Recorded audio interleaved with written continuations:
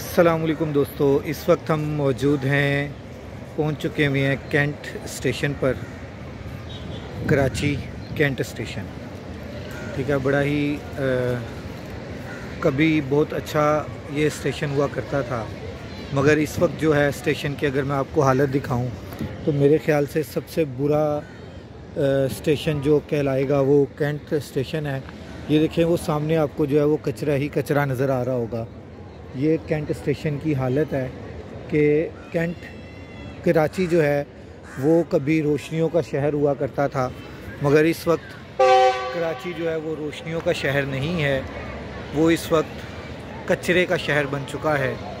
बड़ा दुख हुआ मुझे, काफ़ी अरसे के बाद मैं कराची आया और कराची कैंट स्टेशन पर उतरते साथ ही जो तासुर मिला, बल्कि लांडी से शुरू हो चुका था कचरा। तो ये जो कचरा है ये वहाँ से शुरू हुआ और चलता आ रहा है।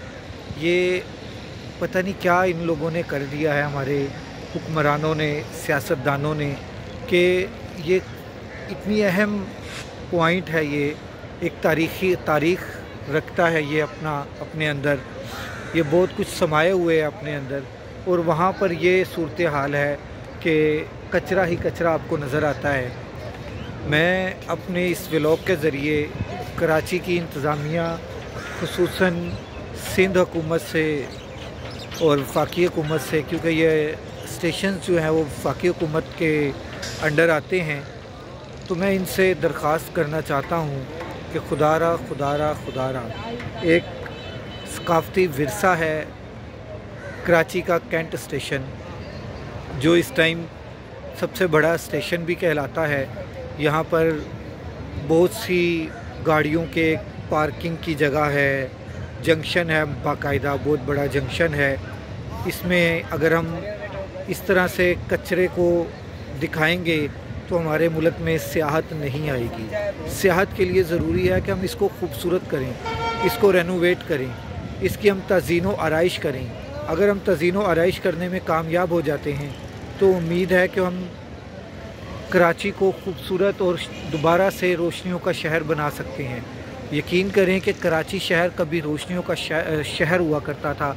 जब मैं पहले यहाँ पर कराची में आया था, आपको मेरे पीछे सारा वो कचरा है, वो जितना है वो सारा कचरा है।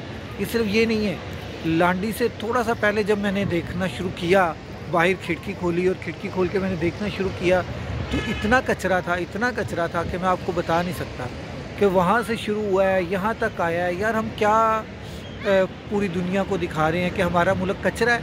नहीं यार, हमारा मुल्क बहुत खूबसूरत है। पाकिस्तान खूबसूरत तरीन मुल्क है। यहाँ पे हर तरह का मौसम है। दिसंबर में यहाँ पे कराची में बिल्कुल नॉर्मल टेम्परेचर है। जो गर्मियों में लाहौर में टेम्परेचर होता है, वो इस टाइम सर्दियों का टेम्परेचर, सर्दियों में इधर टेम्परेचर है। और अगर हम इसी तरह इसकी देखभाल नहीं करेंगे तो यकीनन हमारे मुल्क में सहाफ़त जो है वो ख़त्म हो जाएगी। हमारे मुल्क के सैर व सियाहत जो है वो ख़त्म हो जाएगी। मैं सहाफ़त को सॉरी कह गया, सहाफ़त तो ऐसे ही ख़त्म है।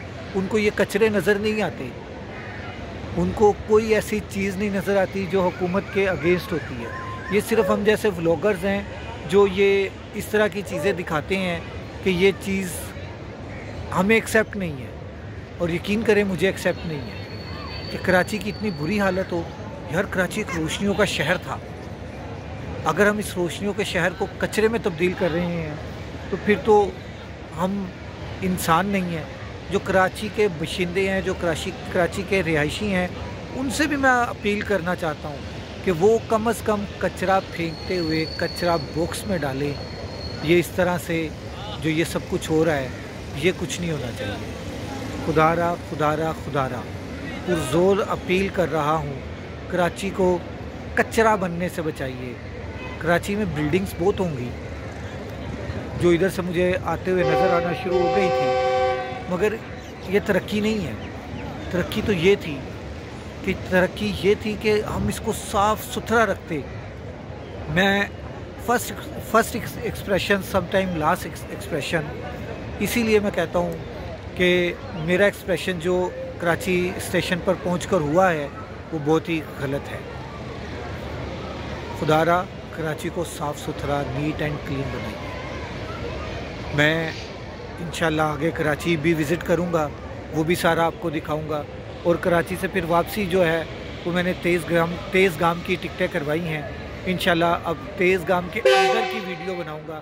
یہ ٹرین کی ہارن کی آواز ہے، اور اس کے ساتھ ہی راشد قادری ڈیلی ولاگ راشد کو اجازت دیجیے۔ السلام علیکم۔